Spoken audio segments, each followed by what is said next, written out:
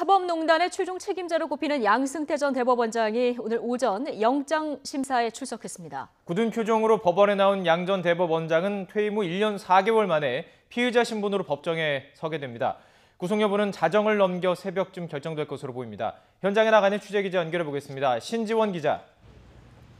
네, 서울중앙지방법원입니다. 네, 양 전 대법원장이 영장 심사를 위해서 법원에 나왔는데 현장 분위기 당시 어땠습니까?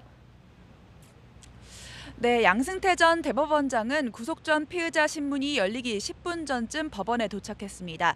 포토라인에서 취재진이 심경을 물었지만 아무 말 없이 굳은 표정으로 법정에 들어갔습니다. 직접 보시겠습니다. 전직 대법원장 최초로 구속 심사 받게 되었는데 신경 어떠십니까? 원장님. 오늘 어떤 부분 다투세요?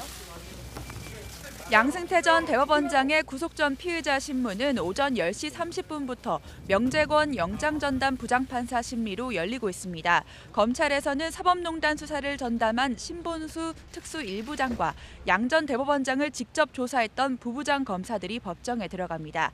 양승태 전 대법원장 측에서는 최정숙, 김병성 변호사가 방어에 나섰습니다.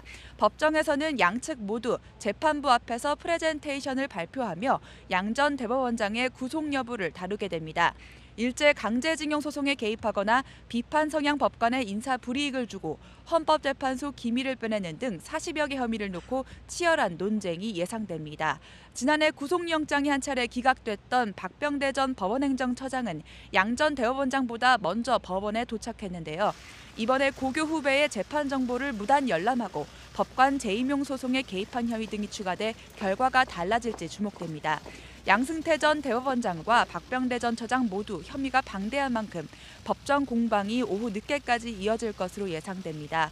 사법농단 의혹으로 구속된 임종헌 전 법원행정처 차장의 영장 심사는 6시간 정도 걸렸었고 박 전 처장은 지난번에 약 5시간에 걸쳐 구속 필요성을 다퉜습니다.